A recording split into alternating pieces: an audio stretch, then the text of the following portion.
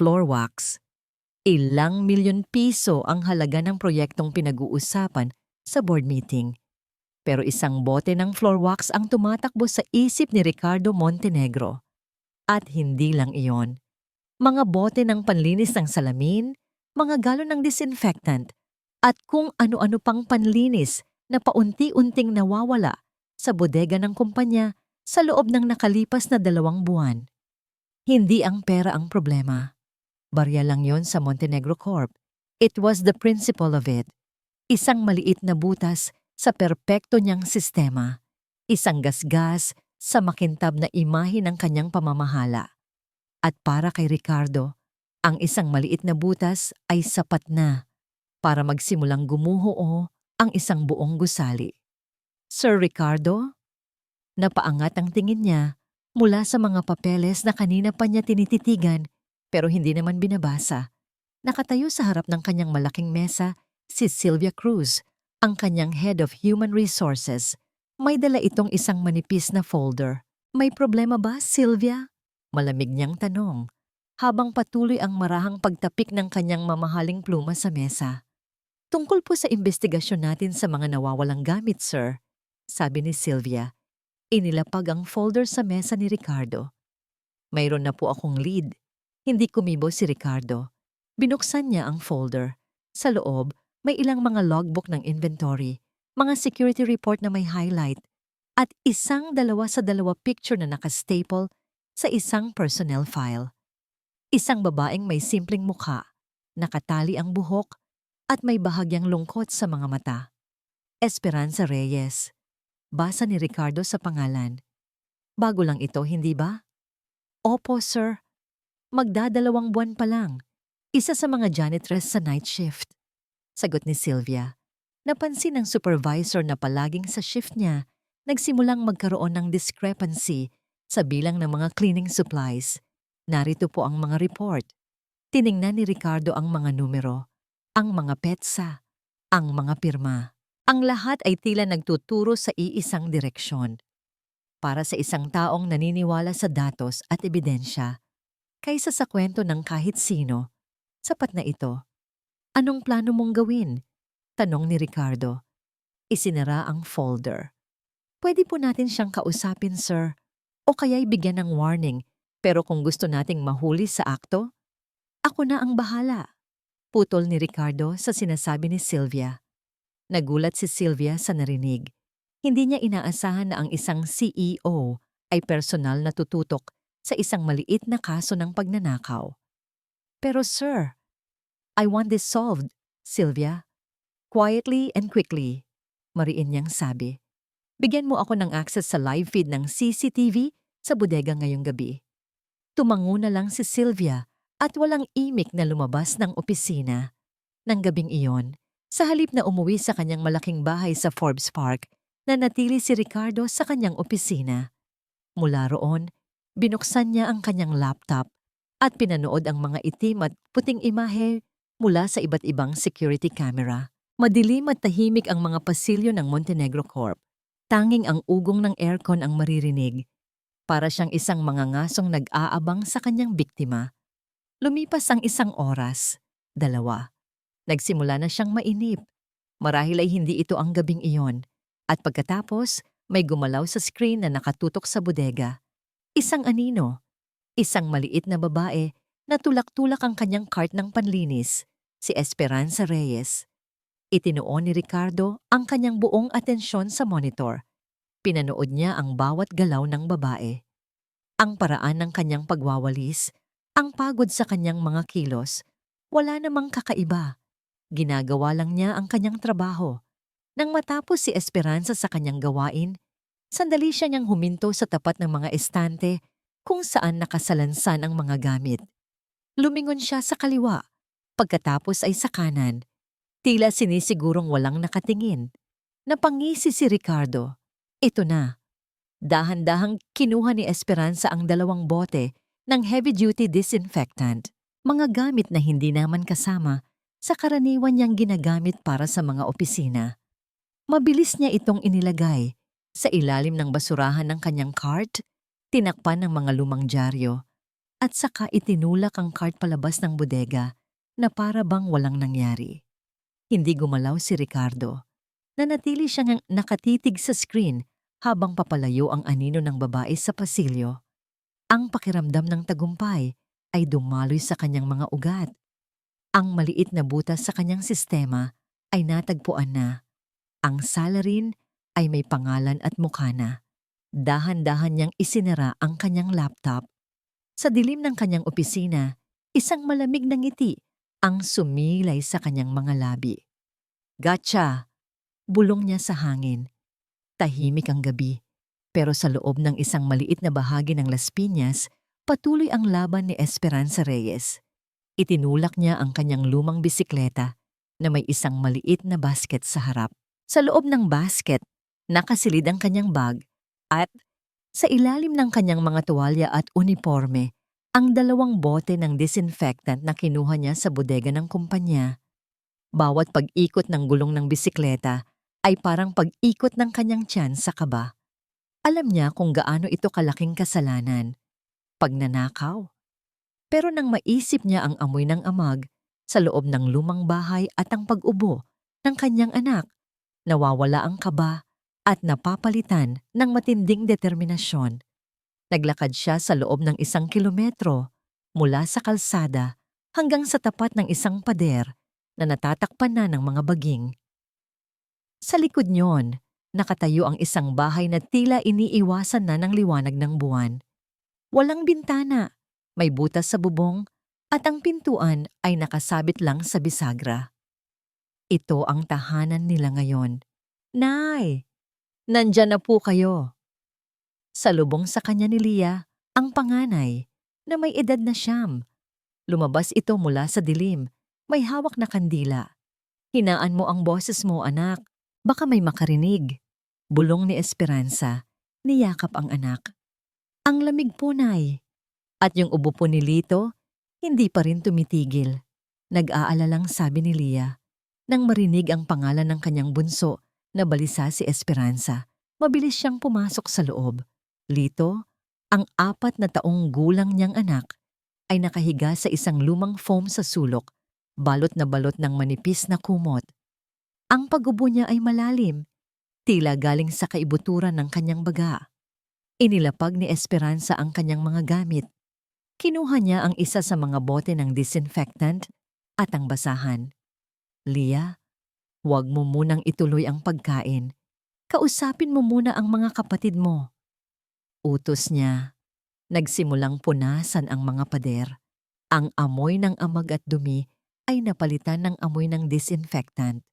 Isang amoy na para kay Esperanza ay katumbas ng kaligtasan. Kailangan nating panatilihing malinis ito, mga anak. Bulong niya sa sarili habang patuloy na nagpupunas. Dito lang tayo makakaligtas sa sakit.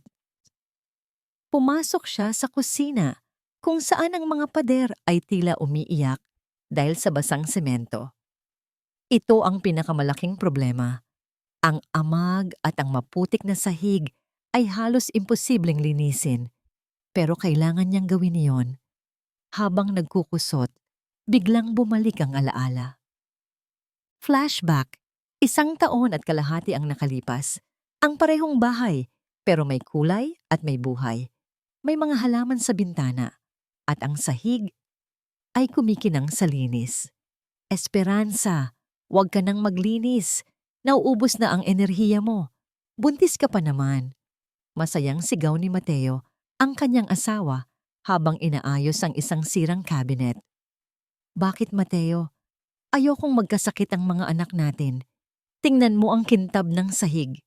Nakangiti niyang sagot. Ganyan ka talaga. Mapagmahal sa pamilya, kahit sa gamit. Sabi ni Mateo. Niyakap siya mula sa likod. Huwag kang mag-alala, mahal. Pag-iigihan ko ang trabaho ko sa Montenegro. Kapag na-promote ako, makakabili tayo ng sarili nating bahay. Malayo sa mga basang pader na ito. Tapos, pwede ka nang magpahinga. End of flashback. Naramdaman ni Esperanza ang pag-init ng kanyang mga mata. Pumatak ang luha sa sahig, kasabay ng tubig na marumi. Sa halip na lumabas ang luha, Pinunasan niya ang sarili at ang kanyang pag-iyak ay napalitan ng pagpupursige. Si Mateo, ang kanyang pangako. Ang Montenegro Corp. 1 taon na ang nakalipas mula nang maaksidente si Mateo sa construction site ng Montenegro Corp. 1 buwan lang matapos ang aksidente, kinumpiska ang kanilang bahay dahil sa kawalan ng pambayad na siyang inasikaso sana ni Mateo. Sa loob ng ilang buwan, nagpalipat-lipat sila hanggang sa natagpuan niya ang luma nilang bahay, ang bahay nila noong bata pa siya, na ngayon ay isa na lang abandonadong lugar. Ang pagnanakaw ng panlinis, para sa ibang tao, ito ay isang krimen.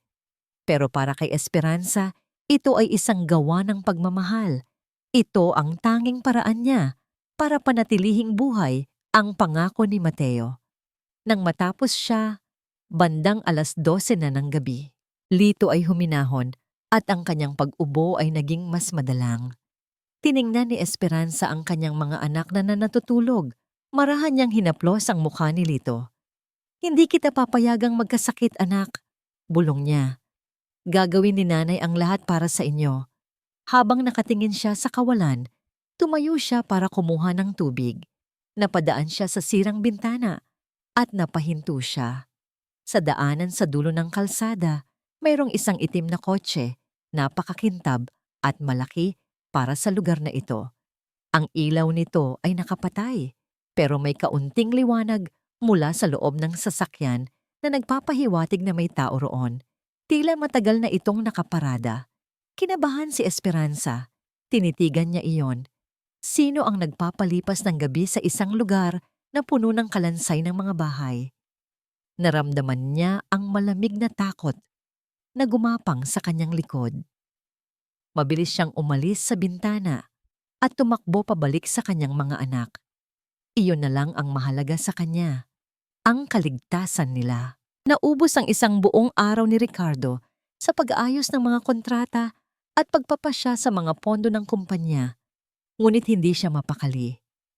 Ang imahe ni Esperanza Reyes na inilalagay ang mga bote ng panlinis sa ilalim ng basura ay patuloy na bumabagabag sa kanya. "Bakit?" tanong niya sa sarili, habang nakatayo sa tabi ng malaking bintana ng kanyang opisina. Kung gusto lang niya ng pera, pwede niyang nakawin ang mas mahahalagang bagay sa bodega. Kung gusto niya ng panlinis, may mas madaling paraan para magkaroon kaysa sa pagtatago sa ilalim ng basurahan. May kakaiba. Hindi tugma ang ebidensya sa kanyang inaasahang motibo. Nang mag-6 ng gabi, nagdesisyon si Ricardo. Hindi siya tatawag ng pulis. Hindi niya ipapasa ang kaso kay Sylvia. He needed to see it through. Kailangan niyang malaman kung saan dinadala ng babaeng ito ang mga ninakaw na gamit. Kinuha niya ang kanyang susi at, sa halip na umuwi, sumakay siya sa kanyang itim na Mercedes-Benz at sinimulan ang pagsubaybay. Nakita niya si Esperanza sa labas ng gusali ng Montenegro Corp. Tulak-tulak ang kanyang bisikleta. Nang umalis ito, sinundan siya ni Ricardo. Pinapanatiling malayo ang distansya ng kanyang kotse. Ang biyahe ay nagdala sa kanya mula sa mga maaliwalas na kalsada ng Makati patungo sa mga makikitid at madidilim na eskinita ng Las Piñas. Bawat kilometrong nalalayo niya sa kanyang nakasanayang mundo, lalo siyang nakakaramdam ng pagkaalanganin.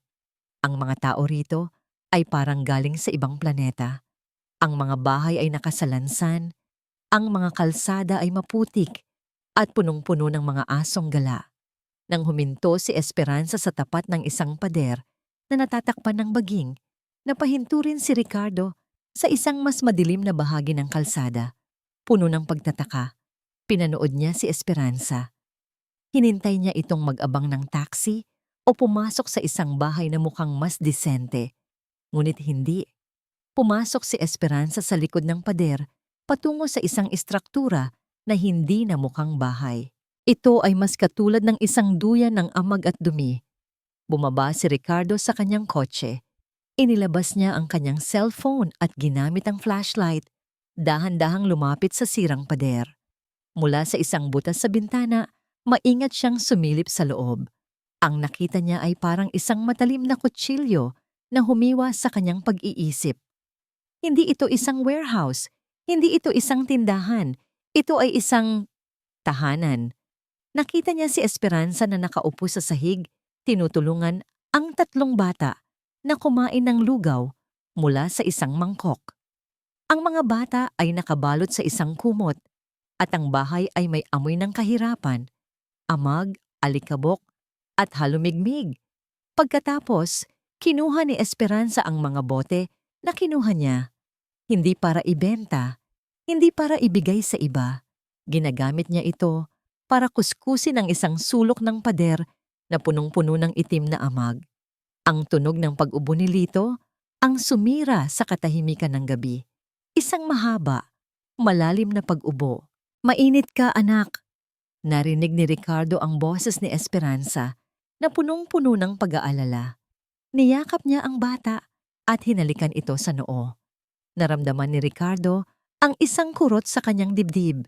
Isang damdamin na matagal na niyang inakala na wala na. Hindi ito galit o disgusto. Ito ay awa. Nakuha niya ang kanyang magnanakaw, pero ang salitang magnanakaw ay tila nawalan ng kahulugan. Si Esperanza ay hindi nagnanakaw para sa luho o sariling kaginhawaan. Siya ay nagnanakaw para sa kaligtasan.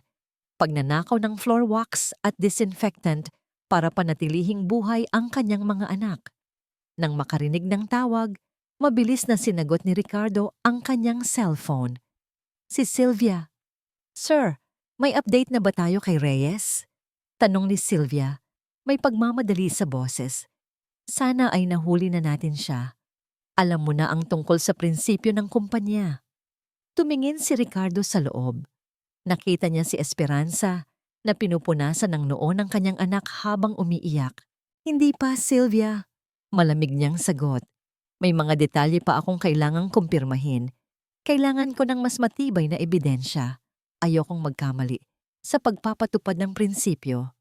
Pero sir, I will handle this. Huwag mo nang istorbohin ang department mo tungkol dito." Mariin niyang sabi. Isinara niya ang tawag. Tiningnan niya ang kanyang mga kamay.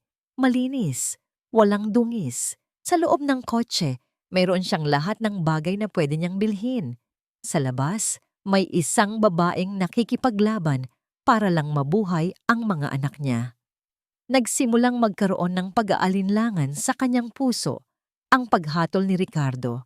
Napagtanto niya na ang prinsipyo ng kumpanya ay hindi isang bagay na dapat ipagtanggol ngayon. Nagsimula siyang lumayo, dahan-dahan.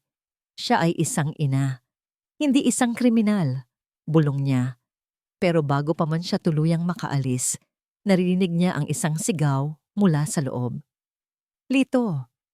Lito! Gumising ka, anak!" Nahihirapan siyang huminga. Nakita ni Ricardo ang pambihirang takot sa mukha ni Esperanza. Ang pag-ubo ni Lito ay naging sunod-sunod at matindi. Nanigas si Ricardo. Ang kanyang paa ay nakahanda na sa accelerator pero hindi niya ito maapakan. Naramdaman niya ang malamig na pawis sa kanyang likod. Dapat na siyang umalis. Wala na siyang kinalaman dito. Ngunit ang sigaw ni Esperanza ay tumagos sa kanya. Tumagos sa pader ng kanyang pagka-CAO at ng kanyang pagiging walang pakialam. Pinigil niya ang sarili. Ang kanyang kamangmangan ay tila hindi na kasing bigat ng kanyang konsensya. Hindi umuwi si Ricardo. Nagmaneho siya papunta sa isang convenience store, bumili ng mga gamot para sa ubo at lagnat, at bumalik sa eskinita kung nasaan si Esperanza. Nang makita niyang tila kalmado na ang sitwasyon at hindi na marinig ang sigaw ng bata, nagpasya siyang umalis. Hindi niya kayang harapin si Esperanza, lalo na ngayong alam na niya ang totoo. Kailangan niyang gumawa ng paraan. Maaga siyang nagising kinabukasan. Ang kanyang utak, na sanay sa mabilis na pagpaplano ng negosyo, ay gumana ng husto. Pinuntahan niya ang isang kaibigan na nagtatrabaho sa isang NGO. Gumawa siya ng isang kwento tungkol sa isang proyekto ng pagtulong sa mga mahihirap na pamilya. Nang hapong iyon, bumalik si Ricardo sa lugar ni Esperanza. Nagsuot ng simpleng damit at nagdala ng isang bag na puno ng pagkain at mga damit. Nagkunwari siyang isang volunteer mula sa NGO na kanyang inimbento. Hindi siya nakarating sa bahay ni Esperanza. Nakita niya si Esperanza na lumabas ng bahay, may daladalang puting kandila at naglakad patungo sa isang maliit na sementeryo na nasa likod lang ng subdivision. Sinundan siya ni Ricardo, nagtatago sa likod ng mga punong kahoy. Naisip niya na baka ito ang puntod ng asawa ni Esperanza. Ito ang kanyang pagkakataon para alamin ang lahat. Nakita niya si Esperanza na nakatayo sa harap ng isang simpleng nicho. Inilapag niya ang kandila at dahan-dahang lumuhod. Hindi na nagtago pa si Ricardo. Naglakad siya papalapit. Tila naglalakad lang sa sementeryo, naghihintay ng tamang pagkakataon para magpakita. Nang makalapit, lumingon si Esperanza. Nagulat sa presensya niya. Agad siyang tumayo. Parang nahuli. Sino po kayo? Bakit kayo nandito? Tanong ni Esperanza. Ang mga mata ay puno ng pagtataka at takot. Tiningnan ni Ricardo ang nitso. Ang mga salita ay tila sumasayaw sa kanyang paningin at ang malamig na semento ay tila naging apoy na humaplos sa kanyang kaluluwa.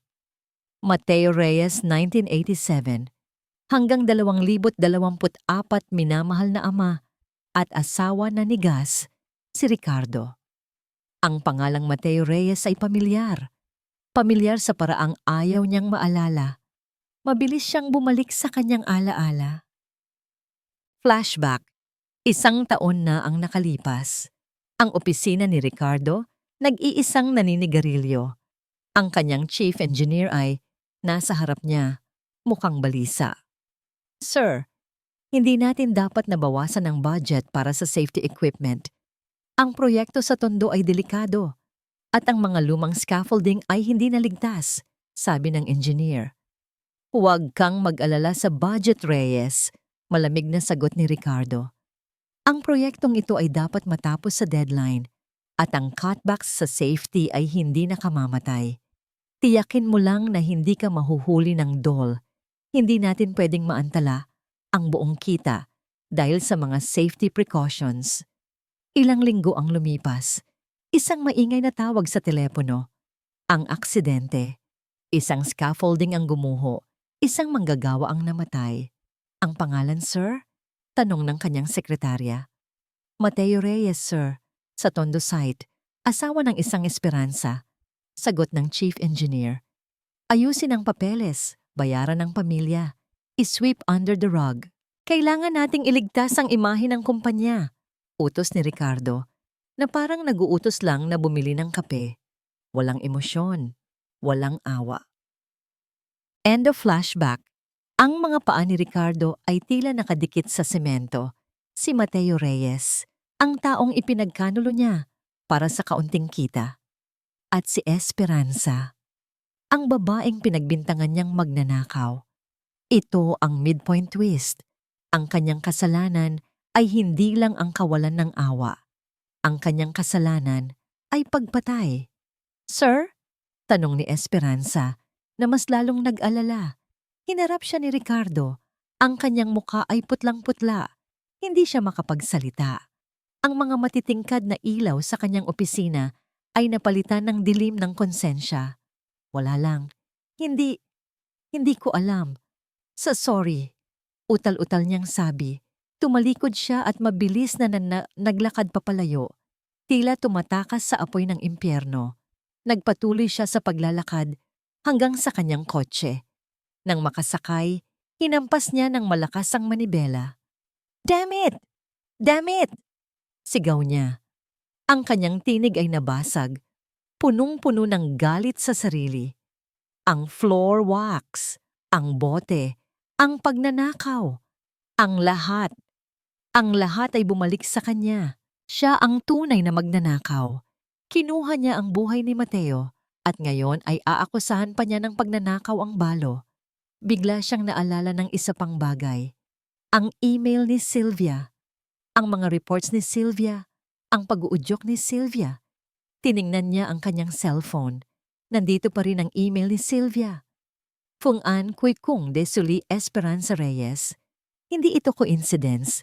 Ito ay ganti. Ito ay isang pagtatangka na tapusin ang pamilya ni Mateo. Ngunit bakit? Ano ang kinalaman ni Sylvia sa pamilya Reyes? Naramdaman ni Ricardo ang pangangailangan na mag-imbestiga, ngunit hindi na para sa sarili. Ngayon, kailangan niya itong gawin para kay Esperanza. Nagsimula siyang magmaneho, hindi na patungo sa opisina, kundi sa isang pribadong bahagi ng kanyang isip kung saan nakabaon ang kanyang matinding pagkakamali. Pagkatapos ng kakaibang pagkikita sa sementeryo, nag-alala ng husto si Esperanza. Sino ang lalaking iyon? Ang pananamit niya ay nagpapahiwatig na siya ay isang mayaman at mataas na tao. Ngunit ang kanyang mga mata ay nagpapakita ng matinding pagtataka at kaba. Hindi niya maintindihan. Nang gabing iyon, matapos magbigay ng panlinis sa pinakamaruruming bahagi ng bahay, umupo si Esperanza sa tabi ng natutulog na si Lito. Ang lagnat ng bata ay bahagyang bumaba dahil sa mga cold compress. Sana gumaling ka na, anak, bulong niya. Laking gulat niya nang makita niya ang isang paper bag na nakasabit sa may sira nilang bintana. May lamang gamot para sa ubo at lagnat, isang dilatang gatas at isang makapal na envelope. Hindi ito galing sa kanyang mga kaibigan. Ang mga kaibigan niya ay kasing hirap niya. Binuksan niya ang envelope. Sa loob ay may 5,000 piso. 5. Isang malaking halaga para sa kanya. Sino ang nag-iwan nito? Tanong niya kay Leah at sa iba pa niyang anak na nakatingin sa kanya. Wala po kaming nakita, Nay. Nakita na lang po namin yan nang pumunta kami sa labas. Sagot ni Leah. Ang mga mata ay nakatingin sa gatas para kay Esperanza. Ang pera na yon ay isang himala. Nagbigay ito sa kanya ng lakas. Kailangan niyang maging matapang. Kailangan niyang magtiwala. Sa sumunod na araw, nagpunta si Esperanza sa isang maliit na klinika. Dahil sa pera, nagawa niyang makakuha ng reseta at tamang gamot para kay Lito. Nang dumating siya sa Montenegro Corp, nagulat siya nang makita niya si Sylvia Cruz na naghihintay sa kanya sa locker room. Reyes, malamig na bati ni Sylvia. Ma'am Sylvia, sagot ni Esperanza. Dahan-dahang yumuko. Simula ngayon, ikaw ang maglilinis ng West Wing. Doon tayo magfo-focus. May bagong set ng mga kliyente na pupunta at kailangan nating maging perpekto. Utos ni Sylvia na parang isang general. Ang West Wing ay ang pinakamalaking parte ng gusali. Ang isang tao ay hindi makakaya ang lahat ng ito. Ito ay isang imposibleng trabaho. Pero ma'am, ang trabaho po namin, walang pero, putol ni Sylvia. Huwag kang magreklamo o baka naman gusto mong isipin ng management na hindi mo na kaya ang trabaho? May mga taong handang pumalit sa posisyon mo, Reyes. Ramdam ni Esperanza ang pananakot. Tila sinasadya ni Sylvia na pahirapan siya. Gayunpaman, dahil sa alaala ng mga gamot na binili niya para kay Lito, tinanggap niya ang trabaho. Opo, ma'am. Gagawin ko po. Habang nagtatrabaho si Esperanza, naramdaman niya ang matinding pagod. Ang sakit ng kanyang mga kalamnan ay humahalo sa sakit ng kanyang damdamin. Pero nang maisip niya ang kanyang mga anak, nagpatuloy siya. Ang mas nakakabahala ay ang pag-iisip na may sumusunod sa kanya. Nang dumaan siya sa isang pasilyo, narinig niya ang isang click na tunog. Para siyang tunog ng kamera. Lumingon siya, pero wala siyang nakita. Ang tanging nakita niya ay ang pagbukas at pagsara ng pinto ng opisina ni Sylvia sa dulo ng pasilyo. Guni-guni lang yan, Esperanza. Magtrabaho ka lang, sabi niya sa sarili. Nang gabing iyon, pagod na pagod siyang umuwi. Ang natitirang lakas niya ay ginamit niya para punasan ang mga gamit niya at ihanda ang sarili para sa susunod na araw. Bago siya matulog, may kumatok sa kanilang sira-sirang pintuan. Napahinto si Esperanza. Mabilis niyang kinuha ang kanyang mga anak at itinago sila sa likod ng dingding. Tiyak niyang hindi ito ang nagbigay ng pera. Sino yan? Tanong niya. Ang kanyang boses ay nanginginig. Walang sagot. Nang dahan-dahan niyang buksan ang pintuan, nakita niya ang isang papel na nakatali sa isang bato. Kinuha niya yon at binasa. Ang mga salita ay nakasulat sa isang maliit, pamilyar na font. Mag-ingat ka kay Sylvia Cruz. She knows about your past. Parang kuryente na dumaloy sa kanyang katawan. Paano nalaman ni Sylvia ang tungkol sa kanila? Walang nakakaalam. Nag-aalala si Esperanza. Ang tumulong sa kanya ay tila alam ang kanyang sikreto at alam din ang tungkol sa masamang balak ni Sylvia. Sino siya? Kaibigan ba siya? O isang mas malaking banta? Hindi niya alam. Ang tanging alam niya ay ang kanyang buhay na nagsimula ng umayos dahil sa mga lihim na tulong ay tila nababalutan na naman ng matinding panganib. Simula nang makita ni Ricardo ang pangalan ni Mateo Reyes sa nitso, hindi na siya makatulog. Ang bawat sandali ng katahimikan ay napupuno ng mga boses ng kanyang konsensya. Ang pagnanakaw ng floor wax, ang kamatayan ni Mateo, ang pag-ubo ni Lito, lahat ay may koneksyon. Kinabukasan, pumasok siya sa opisina na may panibagong misyon. Hindi na siya isang CEO na naghahanap ng pagnanakaw. Siya ay isang taong naghahanap ng katotohanan at kasabay nito naghahanap ng pagpapatawad. Ang unang hakbang niya ay si Sylvia. Sylvia, pumasok ka sa opisina ko. Utos ni Ricardo sa intercom. Ang kanyang boses ay walang anumang emosyon. Pumasok si Sylvia, mukhang masaya at kampante. Sir, tungkol po kay Reyes, I think it's time to terminate her. Alam mo na ang tungkol sa pagtataka mo? Putol ni Ricardo, tinitigan siya ng mariin. Gusto kong malaman ang totoo, Sylvia. Ano ang relasyon mo kay Mateo Reyes? Nanigas si Sylvia. Ang kanyang nangiti ay biglang nawala. Sir, I don't understand. Wala po akong relasyon sa... Huwag kang magsinungaling sa akin. Malamig na sabi ni Ricardo. Pinasubaybayan ko ang file mo. Nakita ko ang mga lumang larawan at ang address mo. Magkatabi kayo ni Mateo Reyes sa parehong eskwelahan, sa parehong taon. Ano ang totoo? Nagsimulang manginig si Sylvia, pero mabilis siyang nagpumilit na maging matatag. Okay, sir. Nagkakilala po kami ni Mateo noon. Ex-boyfriend ko po siya. Pero tapos na yon. Hindi po yan ang dahilan kung bakit ko ginagawa ito. Ang dahilan po ay yung integrity ng Montenegro Corp. Integrity? Napangiti si Ricardo. Isang mapait ng ngiti. Pumasok si Esperanza sa kumpanya bilang janitress. Matagal na siyang nagtatrabaho. Bakit ngayon lang nagkaroon ng pagkawala ng mga gamit? Umupo si Ricardo sa kanyang silya at binuksan ang kanyang laptop. Ipinakita niya kay Sylvia ang isang screenshot mula sa security camera. Tingnan mo ito Sylvia. Isang still photo mula sa night shift nung nakaraang linggo, sabi ni Ricardo. Narito si Esperanza, naglilinis sa dulo ng pasilyo. At narito, itinuro niya ang isang anino na nakita lang ng mga mata ni Ricardo. Isang anino na dahan-dahang gumagalaw sa likod ng mga karton. Ito ang taong nag-iwan ng mga supply sa hindi ligtas na lugar. Isang lugar na blind spot sa kamera. Patuloy ni Ricardo. At ang taong yon ay hindi si Esperanza. Tila may nakakaalam ng mga blind spot ng ating sistema. Ang taong yon ay mayroong access key na tanging yung HR department lang ang may hawak. Huminga siya ng malalim. Ikaw ang nagtatanim ng ebidensya, Sylvia. At ang tunay na dahilan ay paghihiganti. Nawala na ang lahat ng pagpipigil ni Sylvia. Mama, oo, ako. Anong pakialam mo? Sigaw niya, ang kanyang mga mata ay nanlilisik. Si Mateo, sir.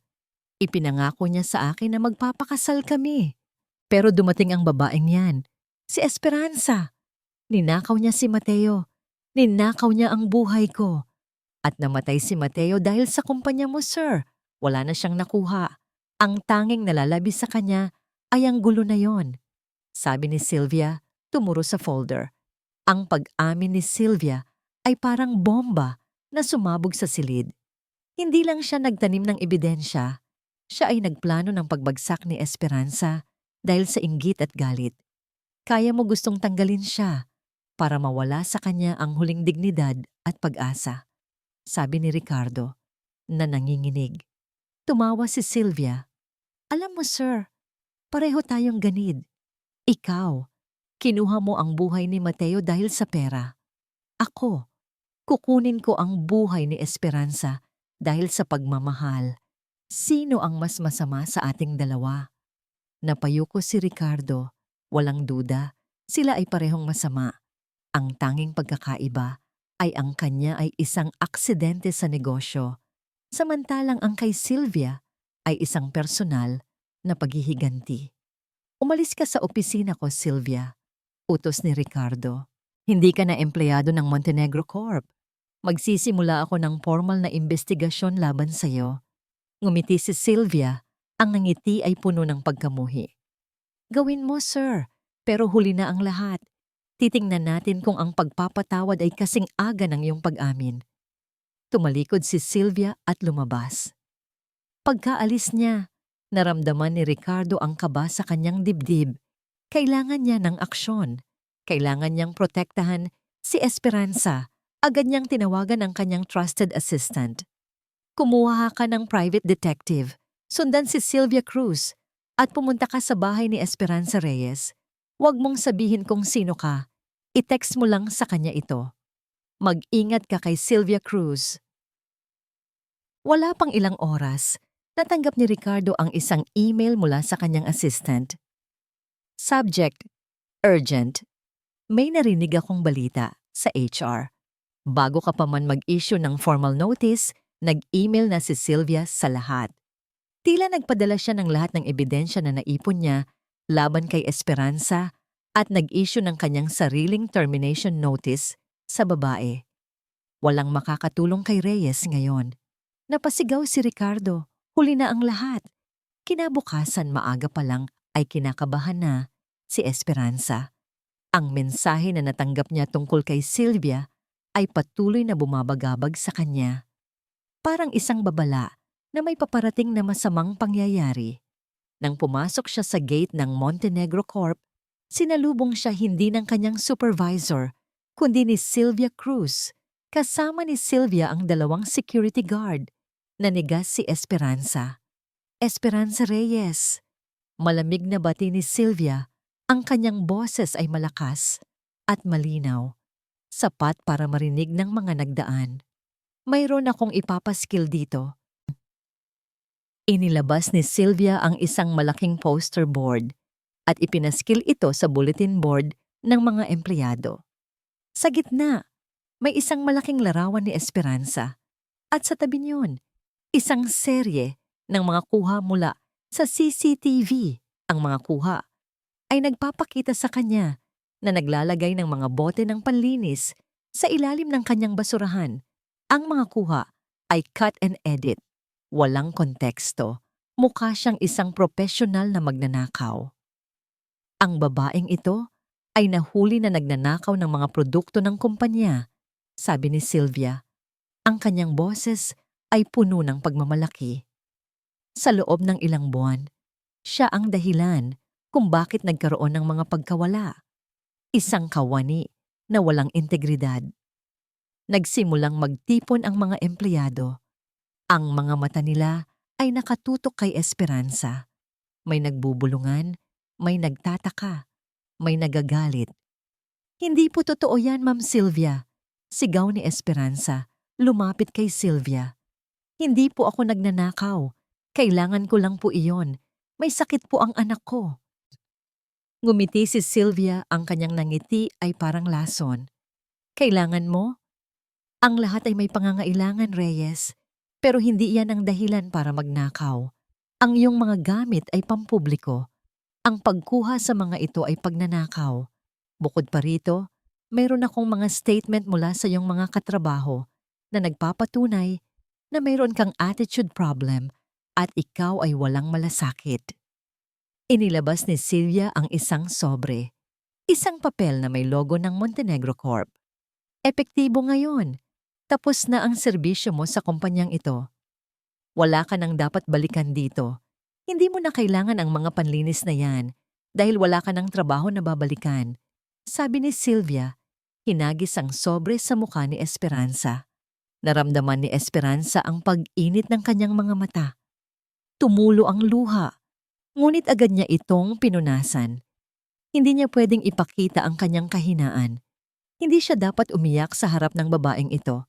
Nilingon niya ang kanyang mga katrabaho. Ang mga dating kasama niya sa paglilinis ay umiiwas ng tingin. Takot sila. Takot na baka sila ang susunod. Wala siyang kakampi. Wala siyang ebidensya. Ang tanging mayroon siya ay ang kanyang salita laban sa kapangyarihan at ebidensya ng isang mataas na tao. Tinulak siya ng isang security guard. Umalis ka na, ma'am. Hindi ka na pwede rito. Hinayaan ni Esperanza na itulak siya. Kinuha niya ang sobre na nakahandusay sa sahig. Pinisil niya iyon at umalis. Naglakad siya ng walang patutunguhan. Ang kanyang isip ay walang laman. Ang tanging nararamdaman niya ay ang malamig na hangin na dumadampi sa kanyang mukha. Hindi niya ininda ang sakit ng pagod. Hindi niya ininda ang mga tao na nakatingin sa kanya. Ang tanging nararamdaman niya ay ang lumbay at ang takot. Paano na si Lito? Paano na ang kanyang mga anak? Nang makarating siya sa eskinita, nakita niya ang kanyang mga anak na naghihintay. Nagmamadali silang lumabas. Nay, bakit po maaga kayo? Tanong ni Lia. Hindi niya nasagot. Yumuko lang siya at niyakap ang kanyang mga anak. Niyakap niya sila ng mahigpit, na para bang ang pagyakap na yon ang tanging makakapigil sa kanilang pagguho. Pumasok siya sa bahay at naupo sa tabi ni Lito, na mahimbing na natutulog. Tinitigan niya ang kanyang anak, ang kanyang labanan at ang kanyang inspirasyon. Ang kanyang kamay ay nanginginig nang buksan niya ang sobre. Ang mga salita ay malinaw. Termination with cause, pagnanakaw. Sa wakas, hindi na niya napigilan ang kanyang luha. Humagulgol siya, hindi dahil sa galit, kundi dahil sa kawalan ng pag-asa. Nawala na ang trabaho niya, nawala na ang kanyang pag-asa. Inilagay niya ang kanyang mukha sa unan. Ang lahat ay nawala. Ang kanyang pangako kay Mateo, ang kanyang pag-asa para sa kanyang mga anak, nang biglang may malakas na kalabog sa pintuan. Napahinto si Esperanza. Mabilis siyang tumayo, pinunasan ng kanyang luha.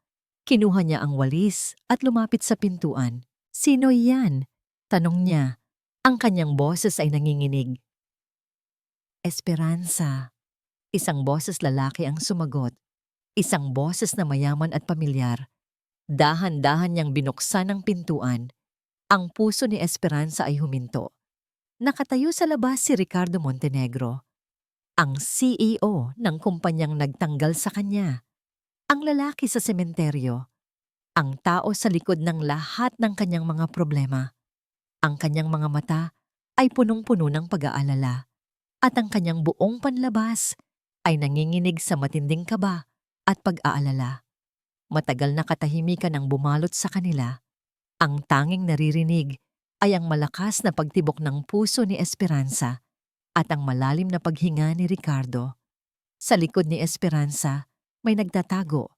Ang kanyang mga anak ay natatakot sa presensya ng taong ito. Umalis po kayo, bulong ni Esperanza, hindi tinitingnan si Ricardo. Hindi ako aalis hanggat hindi mo ako pinakikinggan, Esperanza, mariin niyang sabi.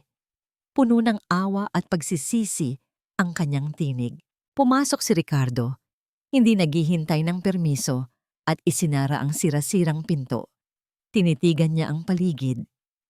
Ang sira-sirang bahay, ang mga pader na puno ng amag, ang mga bata na nakatago sa isang sulok. Ang lahat ay parang suntok sa kanyang mukha. Hindi po ako interesado sa sasabihin ninyo. Nandito lang po kayo para mang-insulto, sir, sabi ni Esperanza. Ang kanyang kamay ay mahigpit na nakahawak sa walis. Hinarap siya ni Ricardo. Hindi na ang mayabang na CEO, kundi isang lalaking punong-puno ng guilt. "Patawarin mo ako, Esperanza," sabi ni Ricardo. Ang kanyang boses ay nanginginig. "Nandito ako para ipagtapat ang isang bagay na dapat ko nang ginawa noon pa." "Ano po iyon?" tanong ni Esperanza. Ang kanyang boses ay puno ng pagkamuhi. Huminga ng malalim si Ricardo.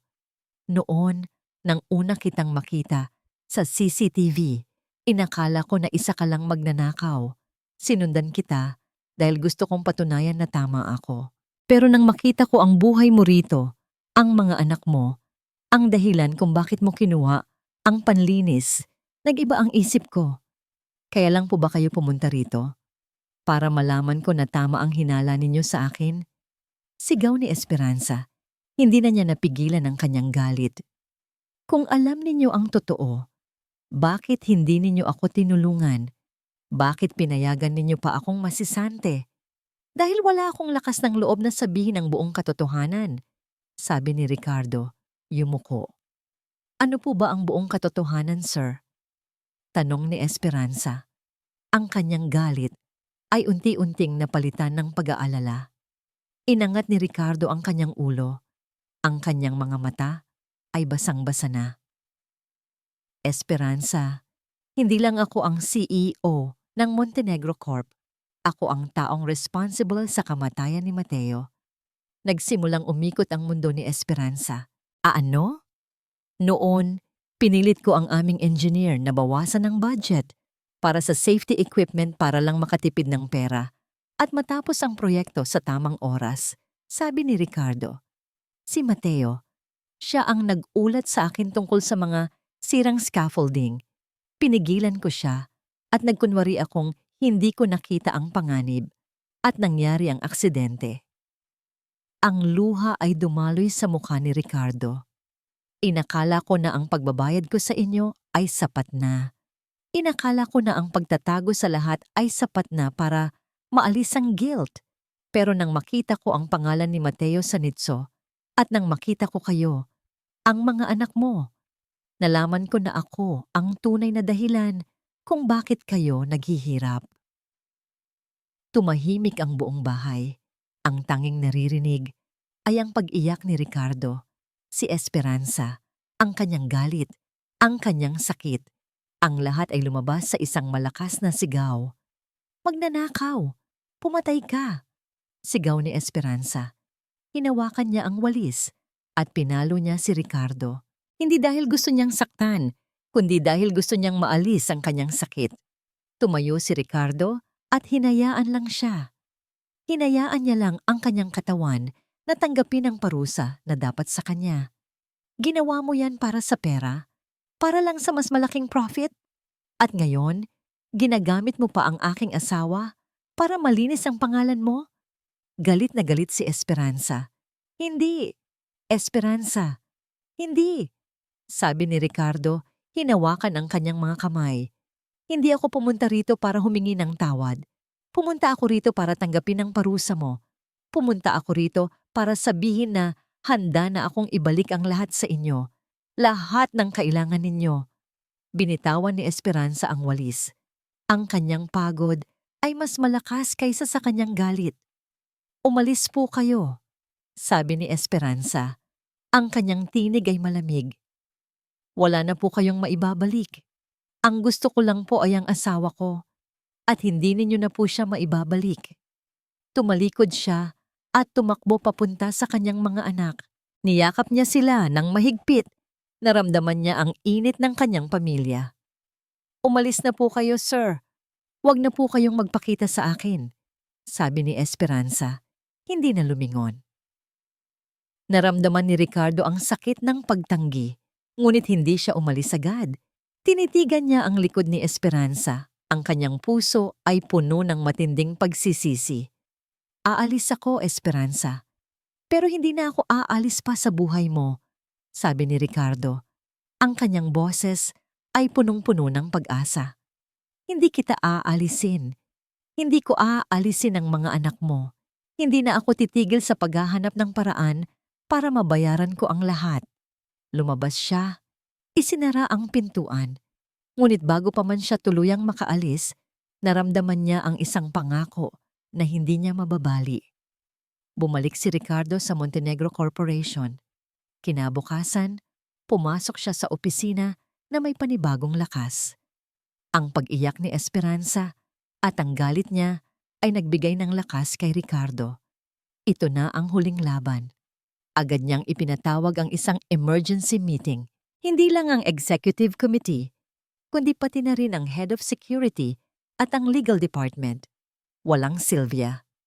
Sa gitna ng malaking conference table, tiningnan ni Ricardo ang lahat ng matataas na opisyal na nakaupo. Ang mga mukha nila ay puno ng pagtataka. May isang bagay tayong kailangang ayusin. Simula ni Ricardo, ang kanyang boses ay malakas at malinaw. Hindi ito tungkol sa pera o benta. Ito ay tungkol sa integridad. Ang integrity ng Montenegro Corp. Tiningnan siya ng Chief Legal Officer. Sir Ricardo, tungkol ba ito sa termination ni Esperanza Reyes? Malinaw naman ang ebidensya. Hindi malinaw. Putol ni Ricardo. Ang kanyang mga mata ay nanlilisik. Inilabas niya ang kanyang laptop. Ipinakita niya ang isang buong footage mula sa security camera. Hindi ang cut and edit na ibinigay ni Sylvia. Ito ay ang raw footage na kinuha niya sa bodega. Ipinakita niya kung paanong sinasadya ni Sylvia na maglagay ng mga supply sa blind spot. Ipinakita niya ang paggalaw ni Sylvia, ang kanyang puzzled na muka, nang makita niya ang mga gamit. Ang lahat ay may koneksyon, sabi ni Ricardo. Si Sylvia Cruz ay hindi lang nagtatanim ng ebidensya. Ginagawa niya ito dahil sa personal na galit. May personal siyang galit kay Esperanza Reyes, ang balo ng isa sa ating mga manggagawa. May isang taong bumulong. Ganun ba? Bakit? Si Mateo Reyes, ang lalaking namatay sa ating construction site. Siya ay dating kasintahan ni Sylvia. Ito ay isang paghihiganti. Isang act of malice laban sa isang inosenteng tao. Mariing sabi ni Ricardo. Ang lahat ay nagulat. Nagsimula silang magbulungan, pero hindi pinansin ni Ricardo. Tumayo si Ricardo at naglakad papunta sa harap ng malaking screen. Ang kanyang huling sandali bilang isang corporate leader na walang damdamin. Ang Montenegro Corporation ay nagkaroon ng malaking pagkakamali. Sabi niya, hindi lang sa hindi natin natukoy ang tunay na motibo ni Sylvia, ang mas malaking kasalanan ay sa nangyari kay Mateo Reyes. Noong isang taon, pinirmahan ko ang isang document na nagbawas ng budget para sa safety equipment. Ang desisyon na yon ay nagresulta sa fatal accident ni Mateo Reyes. Ako ang responsable. Ako ang nagkaroon ng hinala kay Esperanza. At ako ang naging walang awa sa pagtrato sa isang taong biktima na ng aming kasalanan. Ang lahat sa silid ay tahimik. Hindi sila makapaniwala na ang kanilang CEO ay nag-aamin ng kanyang corporate crime. Kaya ito ang aking desisyon, sabi ni Ricardo. Ang kanyang boses ay punong-puno ng awtoridad. Una, si Sylvia Cruz ay permanently terminated. Hahabulin siya ng ating legal department dahil sa paninira at pagpapalsipika ng ebidensya. Pangalawa, ibabalik si Esperanza Reyes sa trabaho at hahatiin ang trabaho niya, kasama ang back pay niya at isang malaking separation fee. Pangatlo, sabi ni Ricardo, tumingin sa kanyang legal team. Magtatatag ako ng Mateo Reyes Foundation. Maglalaan ako ng personal na pondo at pati na rin sa kumpanya para sa kaligtasan ng mga manggagawa. Ang pamilya Reyes ang unang makikinabang sa foundation na ito. Ang desisyon ni Ricardo ay nagdulot ng malaking kaguluhan sa board. Ngunit dahil sa kanyang pag-amin, wala silang magawa, kundi sumunod. Pagkatapos ng meeting, naglakad si Ricardo patungo sa opisina ni Sylvia. Wala na doon si Sylvia. Ang kanyang mga gamit ay nawawala na.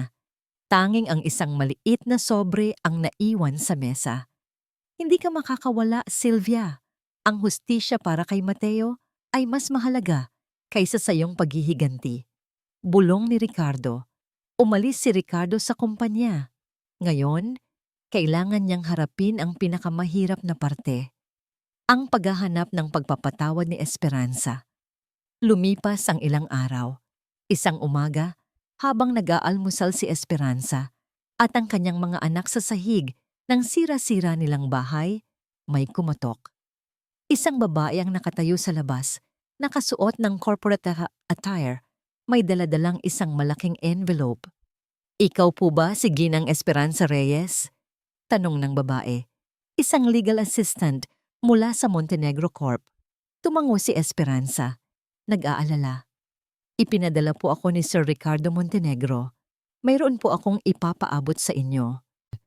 Inilabas ng babae ang isang deed of sale para sa isang bahay, isang checkbook na may malaking halaga ng pera at isang serye ng mga medical card na nakakabit sa isang dokumento.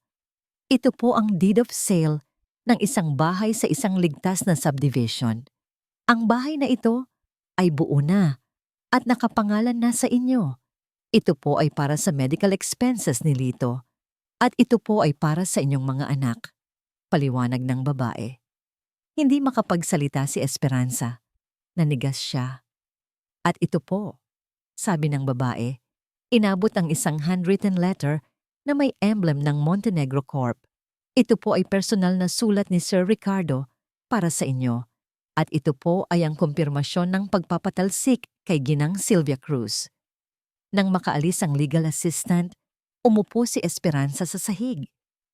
Ang kanyang mga anak ay nagtitipon sa paligid niya, nag-aalala sa reaksyon niya. Dahan-dahan, binuksan niya ang sulat ni Ricardo. "Esperanza, hindi sapat ang salitang patawad para sa lahat ng sakit na naidulot ko sa inyo. Hindi ko kayang ibalik si Mateo at alam ko iyon. Ang bahay na ito ay hindi magpapalit sa kanya. Pero ang bahay na ito ay isang lugar kung saan ang mga anak mo ay magiging ligtas. Ang pera na ito ay para sa inyong mga anak. Ito ang simula ng aking pagbabayad sala. Huwag mo itong isipin na awa. Isipin mo ito na ang responsibilidad ng isang lalaki na nagkamali. Isang responsibilidad sa pamilya ng isang taong inalis ko sa mundo. Nagtatag ako ng Mateo Reyes Foundation. Ang foundation na ito ay magbibigay ng safety equipment, training, at financial support sa lahat ng manggagawa namin. Ang pangalan ni Mateo ay magiging simbolo ng kaligtasan. Ito ang di mababagong legacy ni Mateo. Huwag kang mag-alala. Hindi na ako lalapit. Pero kung may kailangan ka, nandito lang ako. Sana ay maging ligtas kayo sa bago ninyong bahay. Pagsisisi at pag-asa, Ricardo Montenegro. Ang luha ni Esperanza ay dumaloy, ngunit hindi dahil sa kalungkutan. Ito ay luha ng relief at healing. Sa kauna-unahang pagkakataon, naramdaman niya na ang katarungan ay nasa kamay na niya. Kinabukasan, dinala ni Ricardo ang isang sasakyan para ihatid si Esperanza at ang kanyang mga anak sa bago nilang bahay.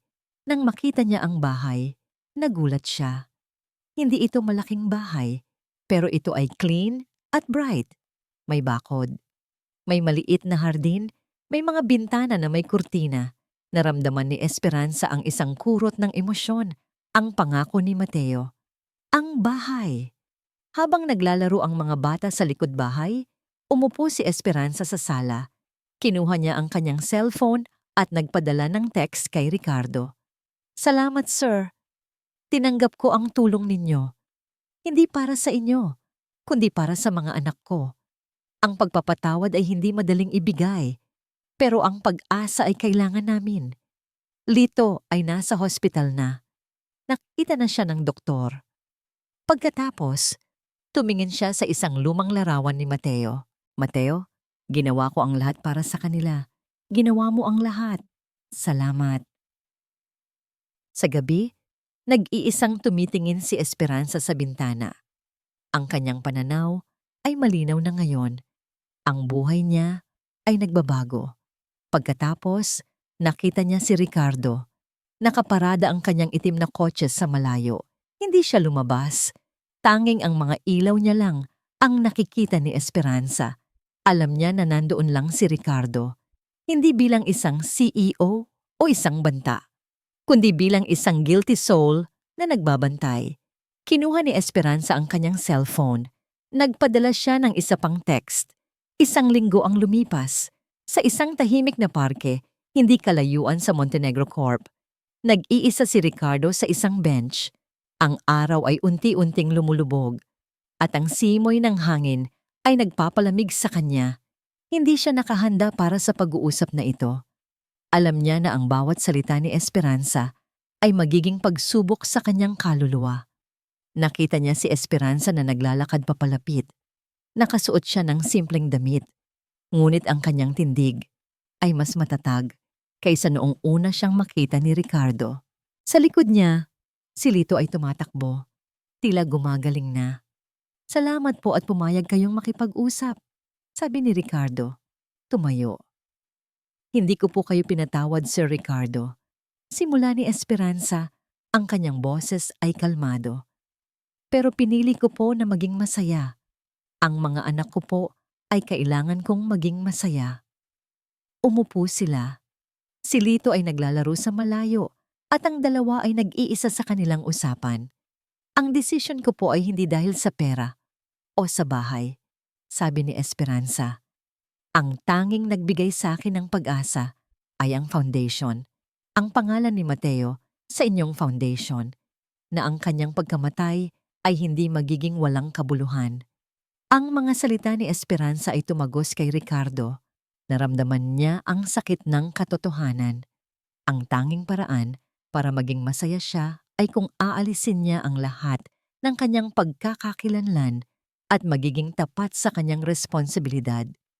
"Gusto ko pong makita ang foundation," sabi ni Esperanza. "Gusto ko pong makita kung paano ninyo sinimulan ang foundation ni Mateo. Kung paano ninyo ibinabalik ang pag-asa sa mga manggagawa." Nang makita ni Ricardo ang sinseridad sa kanyang mga mata, naramdaman niya ang isang kurot ng paghanga. Hindi na siya isang biktima. Siya ay isang survivor. "Gusto ko pong sumali," sabi ni Esperanza, mariin. "Gusto ko pong makita na ang foundation ni Mateo ay gumagana ng maayos. Gusto ko pong maging boses ng mga manggagawa, sir. Ng mga taong walang boses. Gusto kong maging sigurado na walang pamilya ang dadaan sa nangyari sa amin." Hindi nakapagsalita si Ricardo. Isang simpleng janitress, ang ina ng mga anak ni Mateo. Ang taong inapi niya ay ngayon ay nagpapakita ng lakas na humiling ng stake sa kanyang kumpanya. "Tinanggap ko, Esperanza," sabi ni Ricardo. Ang kanyang boses ay puno ng paggalang. Ang Mateo Reyes Foundation ay hindi magiging kumpleto kung wala ka. Ang kanilang pag-uusap ay tumagal ng ilang oras. Hindi tungkol sa pag-ibig o romansa. Ito ay tungkol sa negosyo. Ang negosyo ng pag-asa at pagbabago. Epilogue. Makalipas ang 1 taon, ang Mateo Reyes Foundation ay naging isang modelo ng corporate social responsibility sa Pilipinas. Sa isang malaking seremonya ng foundation, nakatayo si Esperanza sa harap. Hindi na siya isang janitress. Siya ay isang board member at head of outreach ng foundation. Ang kanyang mga mata ay nagniningning sa pag-asa at ang kanyang tindig ay puno ng awtoridad. "Ang aking asawa, si Mateo, ay isang ordinaryong tao. Pero ang kanyang kamatayan ay nagbigay ng isang pambihirang aral. Ang kaligtasan ay hindi dapat isang luho, kundi isang karapatan," sabi ni Esperanza. Nasa likod niya si Ricardo Montenegro. Hindi siya nakaupo sa harap, kundi sa likod ng auditorium. Nakasuot siya ng simpleng damit. Pinapanood niya si Esperanza, ang babaeng inakala niyang magnanakaw, na ngayon ay nagiging leader ng kanyang buhay. Ang kanyang pagmamahalan sa kanya ay hindi romantic. Ito ay isang pagmamahalan na built on respect at reverence. Si Esperanza ang kanyang koneksyon sa reality. Si Esperanza ang kanyang kaluluwa. Nang matapos si Esperanza sa kanyang talumpati, lumingon siya at tiningnan si Ricardo. Isang maikling na ngiti ang sumilay sa kanyang labi. Isang ngiti ng pagpapatawad. Isang ngiti ng pag-asa. Tumayo si Ricardo at lumabas. Sa labas, may naghihintay na tawag sa kanya. Si Lito. Tito Ricardo, gusto ko pong makita ang bago kong bahay. Pwede po ba nating tingnan? Tanong ni Lito sa kabilang linya. Ngumiti si Ricardo. Oo. Lay, mamaya, titingnan natin ang bahay mo. At huwag kang mag-alala, maglilinis tayo ng bahay gamit ang lahat ng panlinis na gusto mo. Ibinaba niya ang telepono. Tiningnan niya ang sunset. Ang kanyang buhay ay hindi na kasing lamig ng semento. Ito ay puno ng pag-asa. Ang kwento ng isang magnanakaw at isang CEO ay nagtapos, hindi sa isang wedding, kundi sa isang legacy. Isang di malilimutang legacy of empathy and hope.